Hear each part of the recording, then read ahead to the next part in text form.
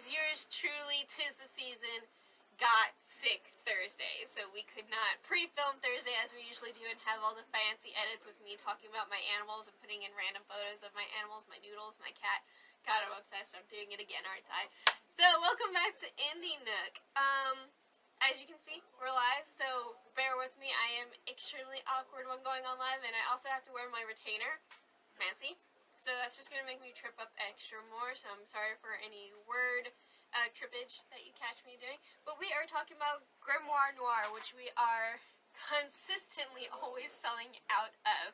It is so good. It literally, the whole mystery of it is like kind of like the 1920s detective mystery noir style. Only obviously it's more modernized, but we take place in the city called Blackwell, where a little girl named Heidi has gone missing.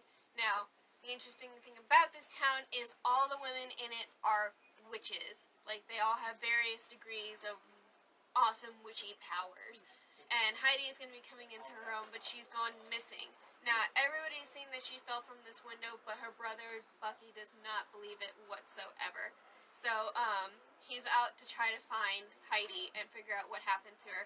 In the whole process, his mother and Heidi's mother are thoroughly upset over her being missing, and so she's kind of creating this very Seattle, no shade at Seattle, rainy weather that is just flooding the town. She is crying every single day, and the weather is depicting her upsetness, and so she's flooding the town like by mistake. But little do we know, if you read the whole thing, that's actually part of the whole plot, is making her mother cry and be that upset. I know, who would want to torment a mom that way?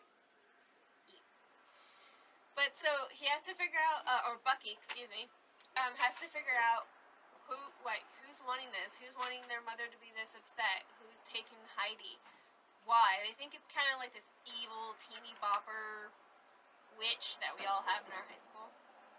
No shade. But, they think it's her. They're going down the track, they're really for certain that they're going to find her, and in the process they kind of he finds a ghost of a little girl witch who had her life taken away because she practiced the witchcraft.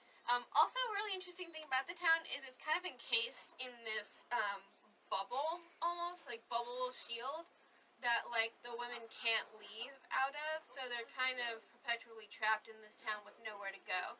And his best friend, Chamomile, is out to help him find Heidi. And so they team up together, they go down all different trails to try and figure out who has taken Heidi, and the plot twist at the end is pretty interesting, and I think you should definitely read it, especially since we always sell out of it. I think people agree with me, like, it is a really good book. I always recommend it when we have it in stock on the shelves, and I've just placed a reorder for it. Beer, green tea, and Yena Bogach, I'm totally slaughtering that, I know, I always do that. Team up together to put this really interesting story, and I loved it. It was a really good read. I have it for myself. God, when don't I buy the stuff that I read? Ugh. But yeah, come by and pick up Grimoire Noir. It's a really, really, again, great read. I just restocked it, so we're going to be getting more of it in, and yeah, hydrate everybody, because water is important, especially when you're a disgusting petri dish of cultures and bacteria like I am right now.